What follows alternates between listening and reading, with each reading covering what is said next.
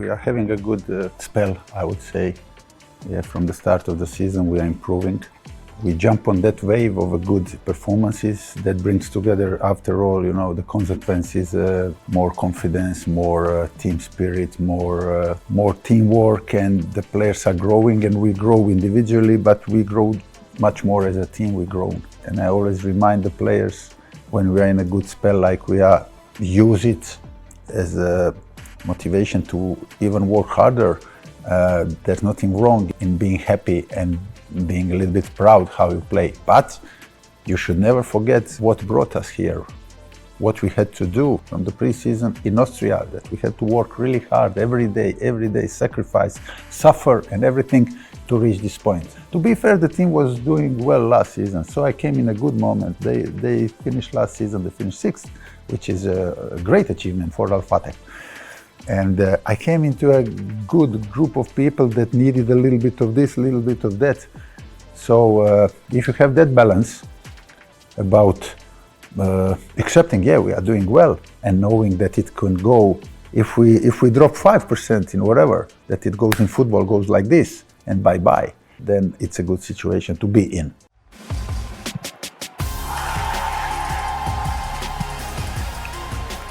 That game was a special one, you know. Sometimes, especially this season in Saudi, is a little bit new world order. You know, it's completely new. We knew Ahli and Ittihad and those 4 clubs plus Shabab. You know, they are big 5. You know, and even 5 years ago, 10 years ago, they were better. But this time, on a paper, the difference is bigger. You know, with the budget, with the names that they brought. So for us, for me also, but for the guys especially, it was really challenging moment, you know, that they didn't have experience to play against a team that's got, I don't know, 5 or 6 or 7 players that last year they were watching on television playing in Italy or Spain or whatever. That was a great game for us, to be fair. I said it after the game, and I have no problem by saying it now. It wasn't 5-1 game. You know, somebody, when he reads the result and see 5-1, they say, easy, you know, easy for Fateh. No, but it was difficult, but we were complete in that game. We were really brave, we were good in defending. It was really a teamwork, but then it's not enough to win those games. Then you need couple of individual performances in a team that are crucial. And that day we had on 2 or 3 occasions in crucial moments. We have Jacob, we had a goalkeeper who saved those few chances that they had. And we had few players up front, but especially Murad, who was that game, who was in counter-attacking, and in everything he was destroying their defense on a big pitch. Plus, you have the team in between that is giving everything and fighting and providing and helping also these 2 guys. That gave us that victory, and that 3 points was not only 3 points, there were more than 3 points, because that gave us that extra belief, you know, that we were a little bit as a team, thinking, are we good enough? Because they bought these players, they bought these players. That game was a little bit a proof, yes, we can do it, no matter what. We can do it if we are together, if we have those special moments from special players. I have really good center backs in a team. One position that we are really full of really good players, 6 center backs to be fair. You know, the agents are calling you every day, and I say, listen, we are okay at the moment. Come on, I say, we are okay. I say, listen, okay. Then I go, because they are pushing, and then I go, okay, send me those players, but don't send me center backs. Say, I have enough, I have a quality and a quantity. Marwan Saddam and Jason Denayer are top defenders.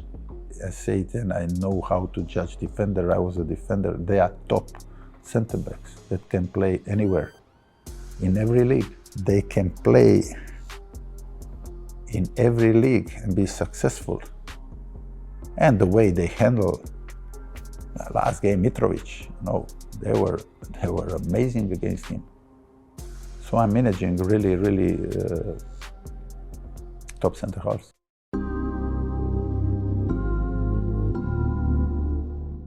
Saudi is great. I saw him the other day, you know, he came to me and we hugged. Massive club, Al Ittihad, massive club, big. It's not a club, it's way of life. You know, very proud fans, very fanatic fans. But the timing was quite, I would say, bad. You know, it was start of the season, and they already had, I don't know, we were bottom of the table then, and no training ground, no this, no money, no president, no blah blah blah. And then we were trying to find. I think the right back Hassan, very good right back. Legends, you know, whatever, he got injured and then he got suspended. So and I always like to give young players a chance. Because if they are good, if they are ready, if I see something in them that they are ready and everything, because young players they bring you energy.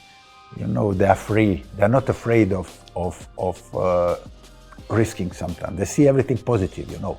And we asked, is there anybody, you know, here that is good? And there are a few. Papa Saud, right back. We see physicality, we see pace, we see endurance that can go up and down the whole day, you know. We see that he's listening. We saw that he's really hard in a tackle and everything, and he wants to learn. And his skill was more than good enough for very young age that he was in. And I think he was 18 or whatever.